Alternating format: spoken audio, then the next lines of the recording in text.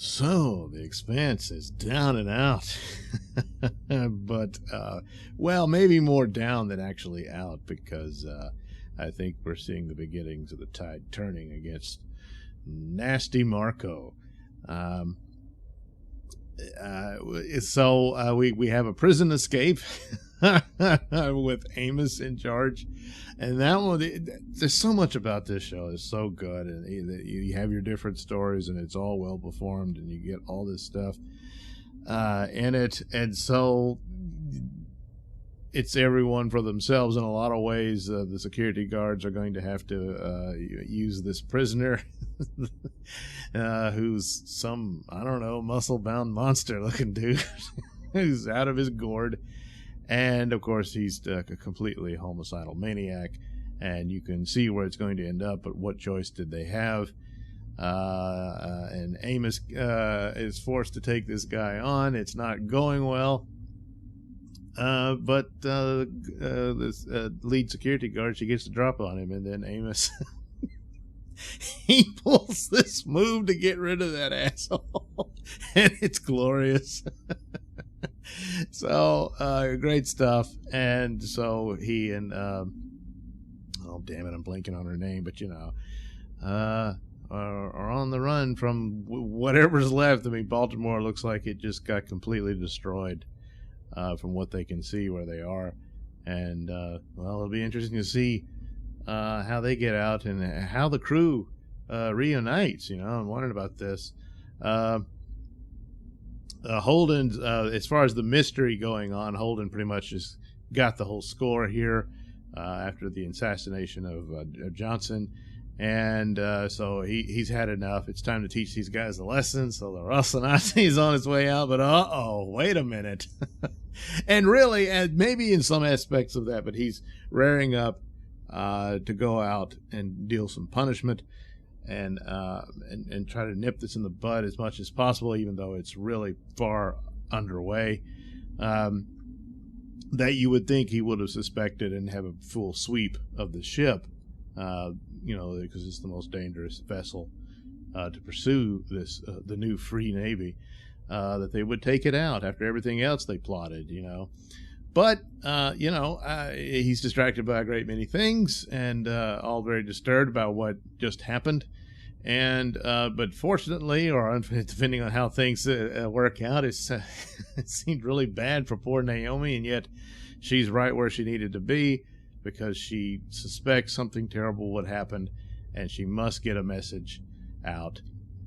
And she suspects what happened, and realizes that yes, they sabotaged the ship, and so she makes a desperate gamble to get a message out, and she's able to do it. And now Holden knows that Marco's got her, and this is going to make it a little more difficult for him to just waste the Free Navy. So now he's got to think about how to get her out and all this sort of stuff. But boy, I hope he gets a shot at Marco. But probably Naomi will do it, or the son will end up having to kill his dad before he kills his mommy and all this sort of thing. I don't know. The son's obviously hurt by his mother's abandoning him, but at the same time he has an affection for his mother.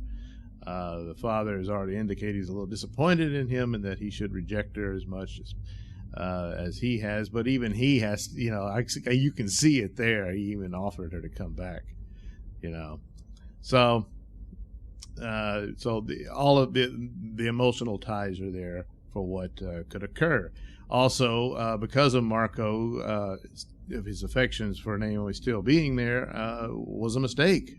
He let her have free reign of his ship. You know, she didn't have access to any devices or anything, but still, that was a mistake. You should have known who you're dealing with here. Finally, though, another obvious suspect would be Drummer. And now that I think about it, she's probably going to get the kill shot. Because we're going to meet with him and we're going to agree to join forces with it. No. She wants him as close as possible so she can finally get revenge. So another mistake for Marco.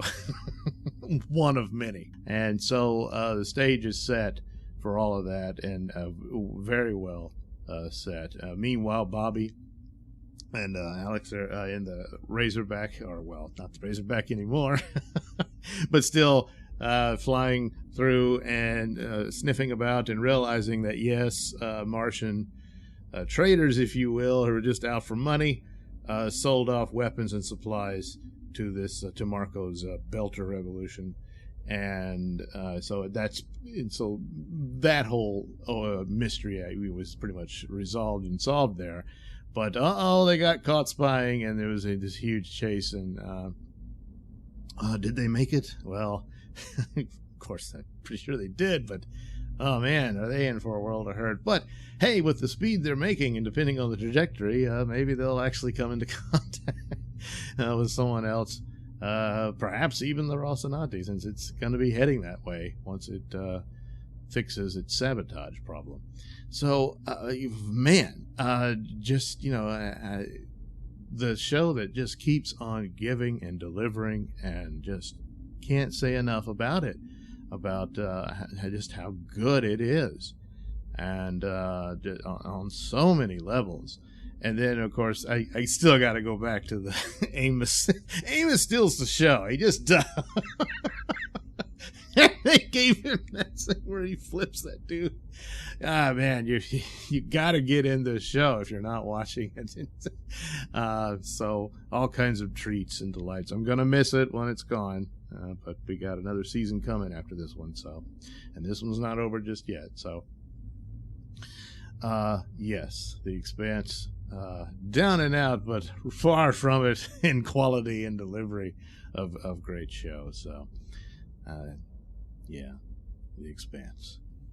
Thanks for watching and listening. Say, while you're still here, why not like and subscribe and share with your many friends? Yes. Also, check out my mini stores in the link description below. Yes, where you can get t-shirts, hats, mugs, all those goodies with my artwork on them. Oh, yeah.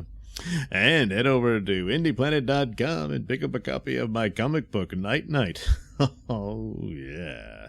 You can also catch me at my podcast, Mr Nailsin Show, on RadioMisfits.com. And you can also watch my videos on BitChute.com and now on Rumble.com. Oh, my goodness. So many places to watch me and my stuff. Oh, yeah. And if that's not enough for you, well, you can follow me on many social media platforms and say hi to your old pal, Mr. Nailsin.